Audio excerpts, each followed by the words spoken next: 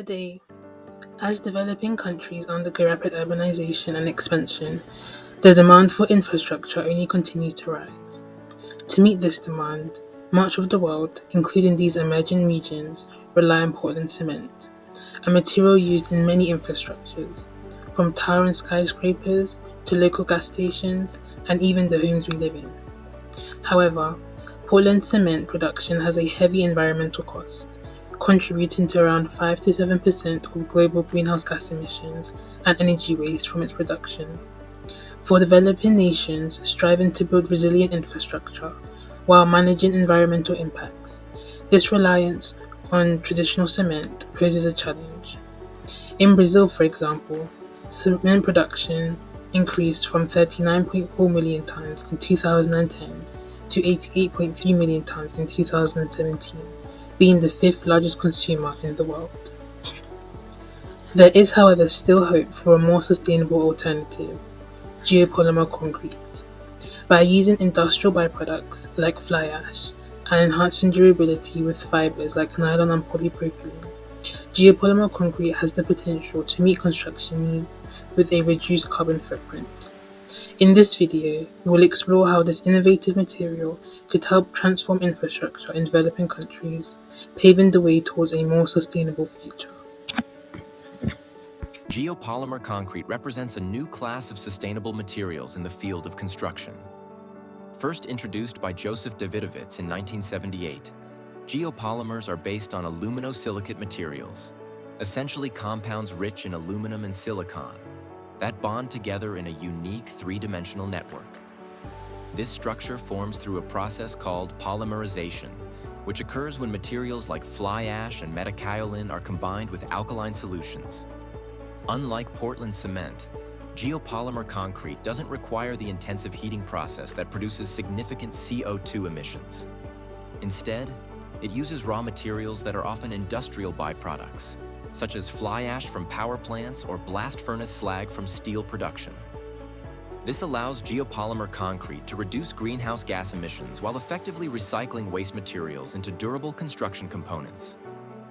With this versatility, geopolymers can be tailored to fit specific needs based on factors like availability and cost. For instance, high alumina or high silica materials such as natural minerals, clays, or waste products can all be used to create geopolymers. The choice of materials directly influences the concrete's properties, making it adaptable to a variety of applications, from structural concrete to fire-resistant coatings, and even waste immobilization. Already, geopolymers have been used in innovative projects like the University of Queensland's Global Change Institute in Australia, where they support large suspended floors with structural strength and sustainability. Studies have shown that geopolymer concrete has excellent mechanical properties, high durability, and can reduce the global warming potential by as much as 61%. In this way, geopolymers not only present a promising sustainable alternative to Portland cement, but could also become key to advancing construction in regions aiming to reduce their environmental impact and build resilient infrastructure. In countries like India, where fly ash is produced in high quantities, more than 40% of the fly ash generated each year remains unused.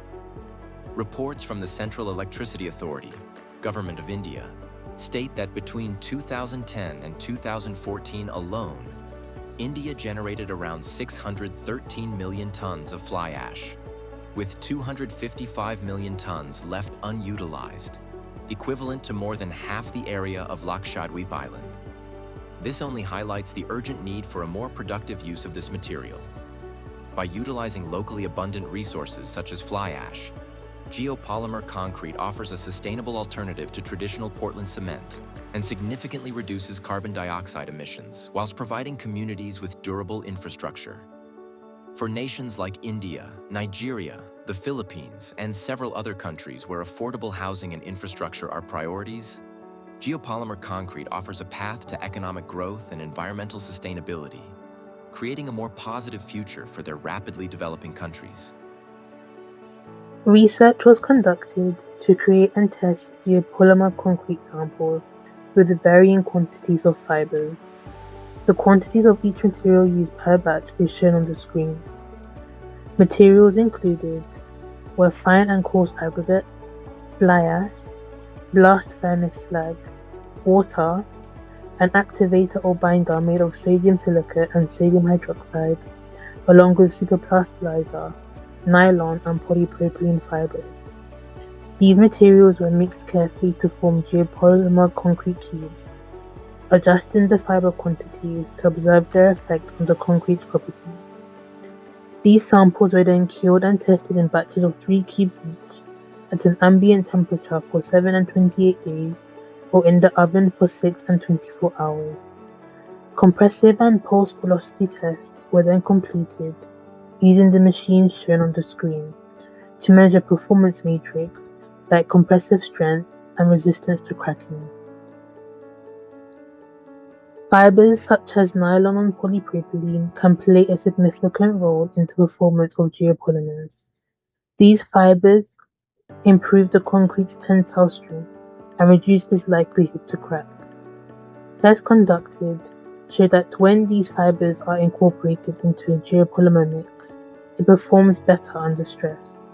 Of course, there are challenges to consider, such as cost and availability, but the potential benefits make the use of fiber worth researching further. The results revealed that adding fibers to geopolymer concrete improved its mechanical properties, especially tensile strength. High fiber quantities enhance crack resistance, indicating that fibers play a significant role in reinforcing the material. Results also show that increasing the quantity of polypropylene fiber resulted in a decrease in compressive strength. However, surprisingly, had the opposite effect on samples containing nylon fibers in ambient conditions. Oven tests produced much higher results in general compared to ambient tests, and the compressive strength was highest when no fibers were added to the mix, which is expected. On this note, the compressive strength of the concrete samples with no fiber and ones with nylon fiber in oven conditions were on par to that of traditional Portland cement. Moving forward, further research will focus on optimizing fiber content, improving mix designs, and evaluating the material's long-term performance under various environmental conditions. As a result, geopolymer concrete could one day become a mainstream sustainable option in global construction. Geopolymer concrete, of course, has its challenges. Issues like standardizing production, managing costs, and tackling technical barriers require further research. Ongoing efforts need to be done to improve the mix, especially with fibers, and to evaluate how it performs over time. Further research among universities, governments, and the private sector will be key to pushing these boundaries so that one day sustainable materials like geopolymer concrete may be at the forefront of construction. Thank you for watching. For more information, check out our references, and don't forget to comment below your own thoughts on the idea.